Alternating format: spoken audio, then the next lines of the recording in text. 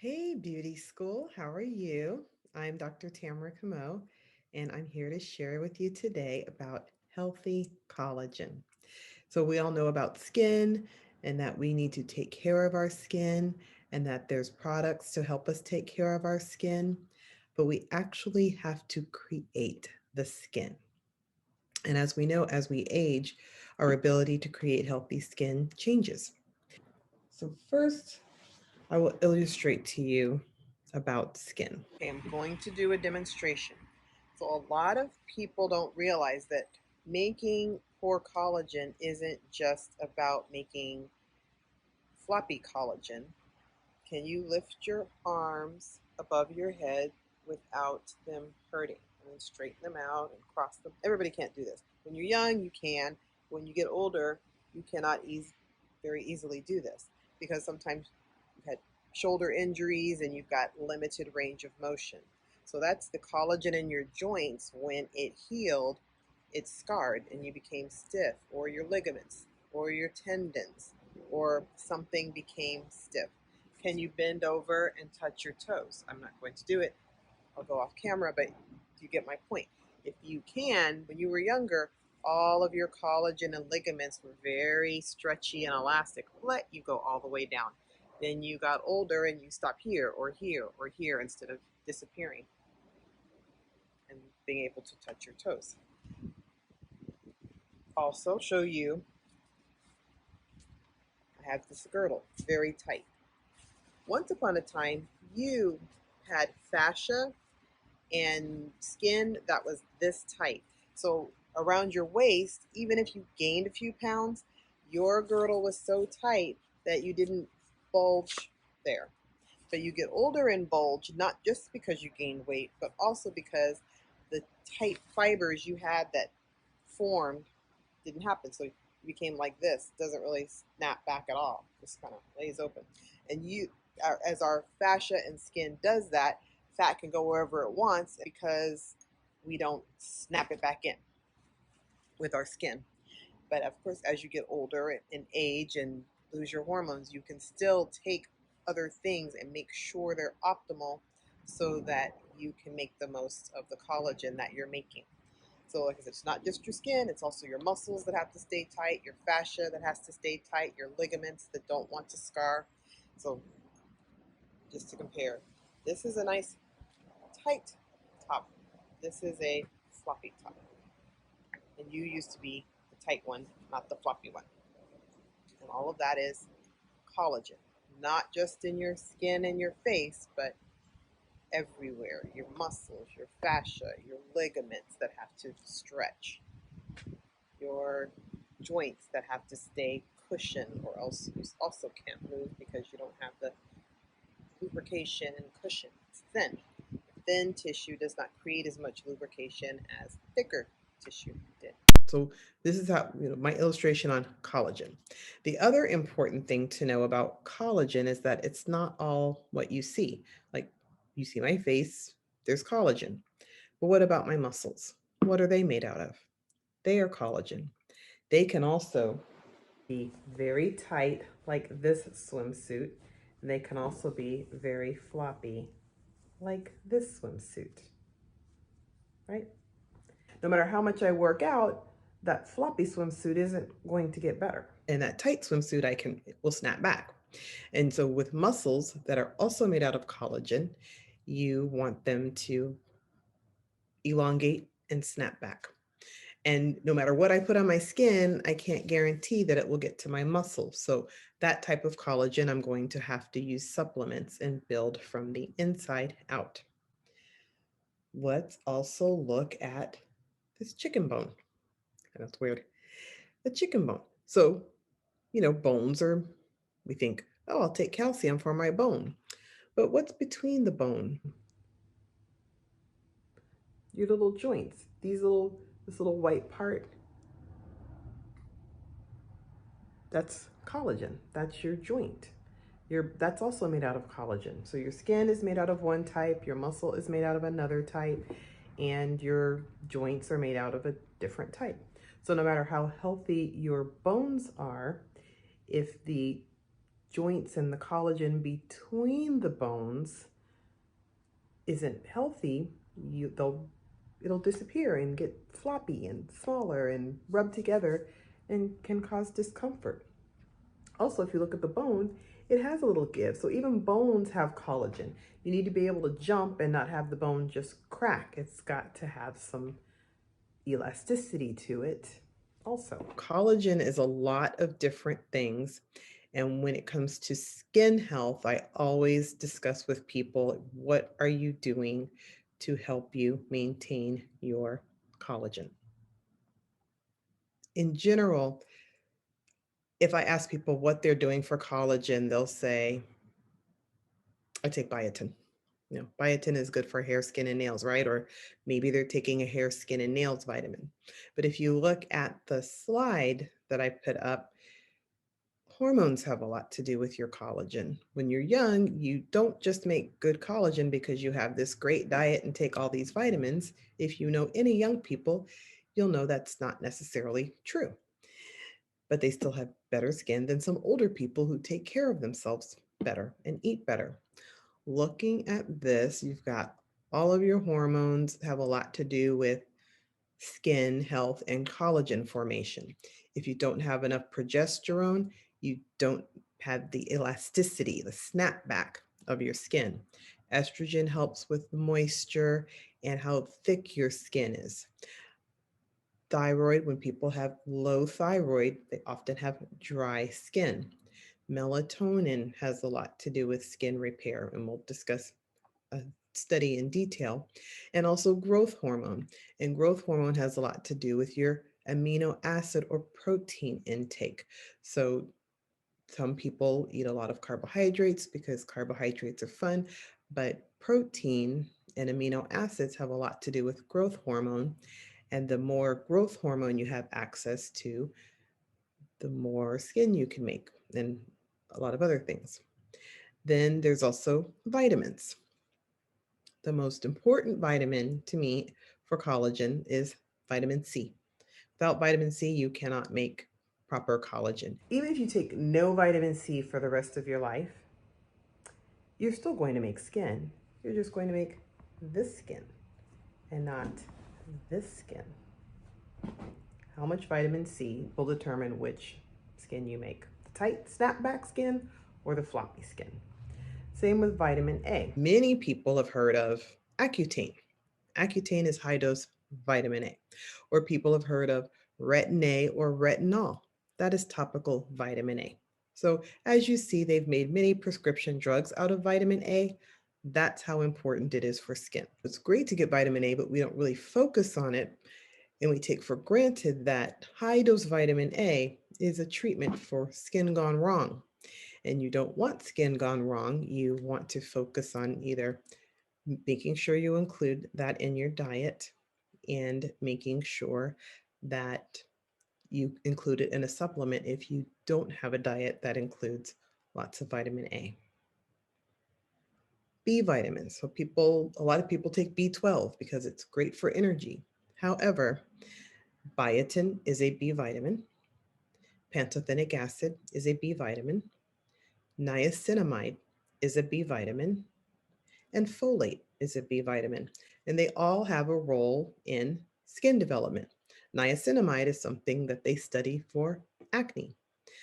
Biotin, we've all hair, skin, and nails. That's in, if you see a hair, skin, nails vitamin, that would be biotin.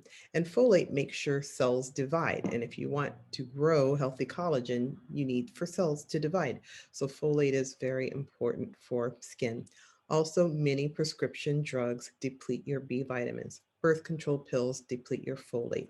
Antidepressants deplete your B vitamins. Metformin for diabetes depletes your B12. So stress depletes your B vitamins. So that's why sometimes when you're stressed, your skin looks worse because vitamin C and B vitamins get depleted, and therefore you no longer have access to them to build healthy skin. Next, we'll discuss gut health. And gut health has a lot to do with skin because we don't think about this, but when patients come to see me and they have digestive issues. Maybe they're constipated. Typically, they're constipated, and their skin reflects it. If they're eating food that inflames them, their skin is inflamed. If they're not eliminating properly, a lot of those toxins recycle and their skin does not look good. How your gut is performing will have a lot to determine about what's going on with your skin. I have people focus on prebiotics and probiotics. Why would I do that? Well, if you have yeast in your body and your entire gut is full of yeast and not the bacteria that are necessary to perform certain functions, you see that on your skin, or eat a lot of sugar and then your skin is inflamed, or eat something that doesn't agree with you and you get a pimple. Dairy and gluten are two very common inflammatory particles that can be bothersome. But a person can have many different food intolerances, and sometimes those things will show up in skin health also. Oils are very important for skin. So as women age, they can have dry skin, and omega 3 is something that often helps with that dryness, but it's also anti inflammatory. So omega 3 can help with skin health, but also other oils can help. Most of the good fats, olive oil, avocado oil, pumpkin seed oil, various oils that are healthy can help with inflammation and healthy collagen. Coenzyme Q10 is another vitamin that you, if you look at a lot of your anti-aging skin creams that you might have at your house, CoQ10 is used topically very often in those creams, but there are studies in taking CoQ10 orally because, like I said, it's not just about the cream I put on my face and make my face look pretty and not wrinkled. That's awesome. But I'd also like to take it internally because collagen body wide is very important. Coenzyme Q10 is studied for cardiovascular health, specifically the heart. So the heart is made of collagen. It's muscle, and muscle is a type of skin, and you would like it to be. So would you what? Do you want your heart to beat and snap back, or do you want your heart to kind of hang out here? Right, heart. You want this heart. You don't want this heart. So you want to take your vitamins because you want to make the best muscle that you can, collagen, for as long as you can, because you need your heart and you don't want to go to the doctor and have them investigating many different things. And a lot of those things could be tracked back to the fact that if we look at this, our hormones are deficient. And so that mechanism for making healthy collagen is impaired. Our vitamins, we have not, they're not adequate. Not that we don't have any, but we have not optimized them to the point where we make healthy collagen. Then our gut health, frequently as we age, we have more issues with it. And then we're not taking enough omega 3, or we don't eat enough fish, we're not taking enough coenzyme Q10. That's mostly in meat. So if all four of these different sections aren't optimized, we can start seeing a lot of different health problems. So collagen isn't just your pretty skin and your pretty face and your wrinkles, although we see that, and that's very important. We want to take care of it. But collagen is also our blood vessels, our heart, our muscles that we need to maintain, and our liver, our kidney. Everything has a collagen component. Okay, let's review skin aging. A woman's hormones help support youthful skin. After menopause, your skin starts to change. It's not your imagination. Compared to your skin before menopause, your postmenopausal skin starts to show wrinkling, less elasticity, it could become dry, and you see the fine wrinkles and the deeper wrinkles. And usually, when I see that, I know that internally there is a matching type of collagen issue.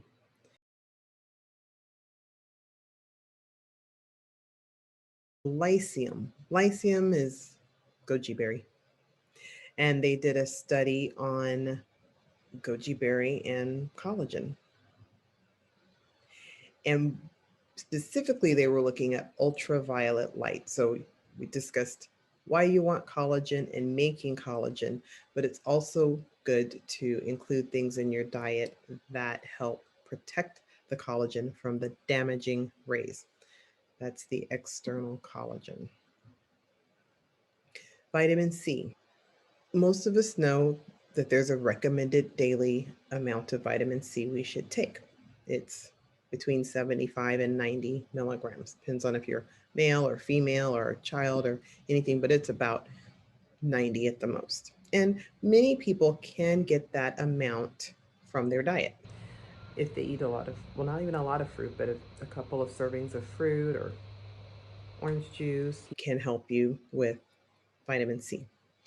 However, as you age, sometimes your hormones are declining, so therefore, maybe you want to take something else to make up for the fact that that mechanism for making collagen is not optimal.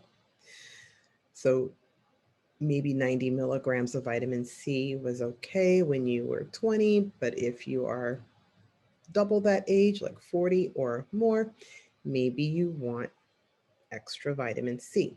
So, how did they come up with the 90 milligrams? Why did they decide that? 90 milligrams is the amount of vitamin C that you want to take so that all of your teeth don't fall out. So if you also have your teeth, well, that's great. Congratulations, you've been taking enough vitamin C. But how many people have receding gums? Would they recede if you had enough collagen? Might you be missing something?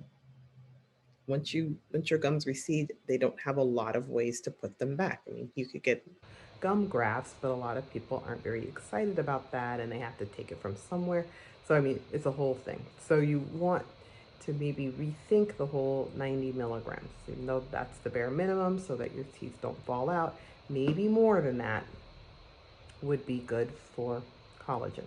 Most of my patients are taking at least 500 milligrams. A lot of times when they're doing studies on vitamin C and trying to figure out what it is going to help with, they're using 500 milligrams or 1,000. They're not using 90 milligrams, which is the recommended daily allowance, but not the amount when we're trying to get something done. So, vitamin C helps with collagen synthesis and also protection from photo damage. But like I said, collagen's throughout your body, so you want to internalize vitamin C. Yes, use it topically, but also you want to internally take it. Vitamin C is also a great immune supplement, and people who are ill, I mean, you can look at people and say your skin is a different color, you look gray. You can tell just by looking at someone's skin that they're feeling poorly or something's wrong inside. So you definitely want to use enough vitamin C to maintain your immunity. If you're older and have issues with your joints, you want to take more than the recommended daily allowance. If something's wrong with your gums, you want to take something more than the daily allowance. And before any of these things happen, it does not hurt you to take more than the daily allowance. How will you know if you took too much vitamin C? Well, when your body has had too much vitamin C, it has a laxative effect. So some people will notice a change in their stool, and you can always take less. But most people can get away with taking 1,000 without that laxative effect. It's usually noted at much higher, like more than it says on most bottles. Most bottles will say take 1,000 or 1 to 2 pills, and most people will be okay with that. And if someone were sick and started taking 10,000 or 20,000 or 30,000, if you're really sick, your body needs it and won't start dumping it out. But that's when somebody might say, yeah, something's different now. And then you've taken an adequate amount. Vitamin C also works very well with other things to cross link and make better collagen, like MSM and vitamin C are a very excellent combination for making collagen. When vitamin A is low, it's also associated with healing. Like if somebody's low in vitamin A, they will not heal as well if they have a cut. And they've done studies where they looked at how fast it takes to repair that damage. A person who's low in vitamin A will be slower. Vitamin A is also an antioxidant and is very good for immunity. Coenzyme Q10, they did a study. So they gave people coenzyme Q10 for 12 weeks, and they gave them some people 50 milligrams, some people 150 milligrams. The benefits that were noted were reduced wrinkles and reduced fine lines and improved skin smoothness. It did not help alter hydration and thickness, but that's the mechanism of something else. But it did have visible effects on the skin with oral supplementation of coenzyme Q10. Omega-3. Omega-3, they've studied this for everything.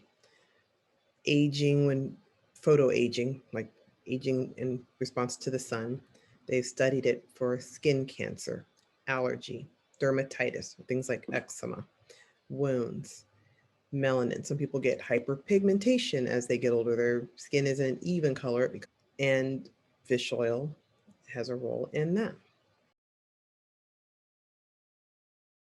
So in another study, they gave mice goji berry juice and then exposed them to ultraviolet radiation and found that that was helpful.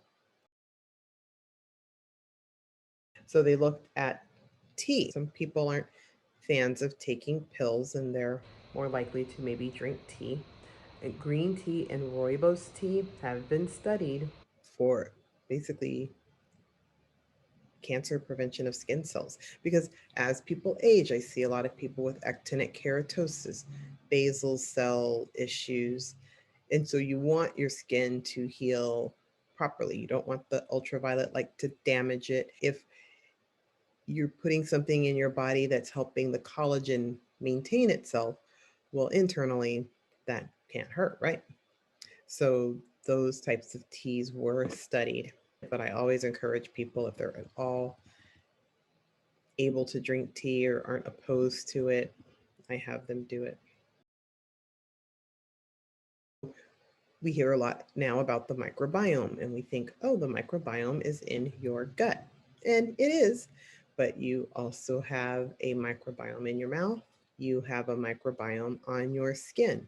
And when the microbiome in any of those locations is dysregulated, you might notice some issues. Even taking supplements orally, like probiotics orally, and vaginal health can improve. We give people supplements orally. Of course, your gut health, it's going right through your gut. There are specific strains that help with dental health, and there are strains that help with your face, but you can also take it orally, which affects the gut, and it sort of populates the microbiome everywhere. So the skin has its own microbiome. Taking supplements orally will affect skin health.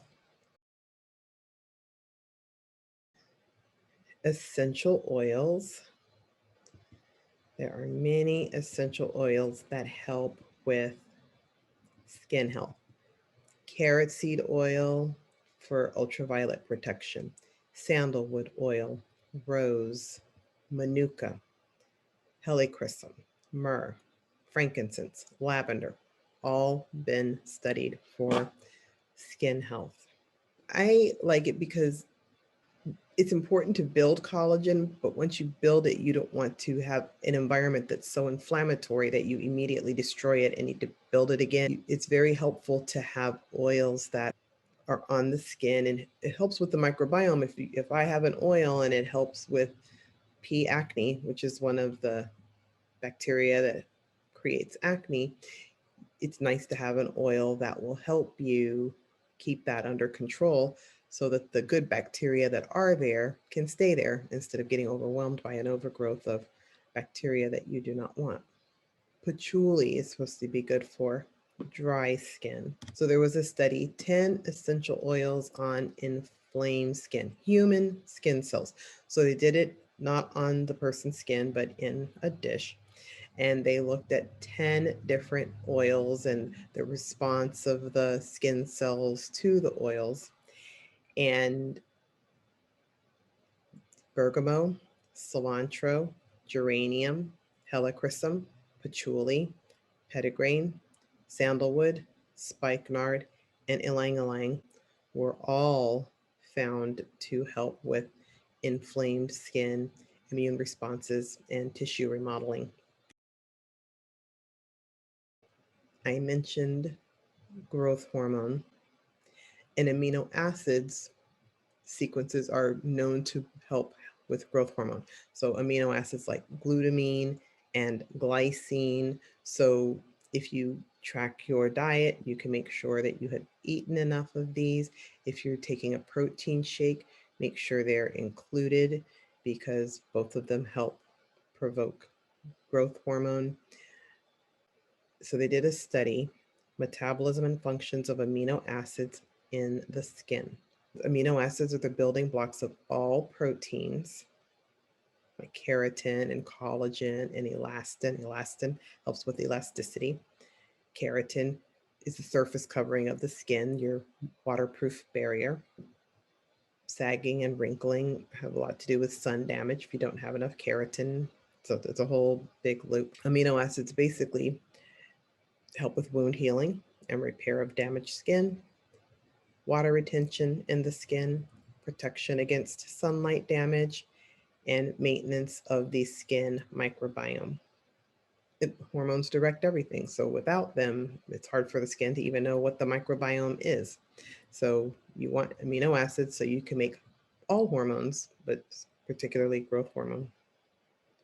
Other hormones are easy to replace directly, but growth hormone is not very easy to prescribe or get your hands on. So it's best to have a diet that helps you with that. CBD. That's the new thing. We can now get our hands on CBD. And they did a study on the therapeutic potential of cannabidiol for skin health and disorders. This was in 2020, just came out. Although there's limited research, preclinical evidence suggests that topical application of CBD may be efficacious for some skin disorders like eczema, psoriasis, itching, inflammatory condition. I've also seen other studies on CBD and gut health, and we already determined that the less inflamed your gut is, the better off you are. That is something you want to take advantage of. Here is a study on DHEA. This is oral DHEA. It improves skin hydration and limits skin atrophy, so skin aging, skin thinning. If you have dry skin and thinning skin, oral DHEA has been noted to help. They've also studied topical DHEA.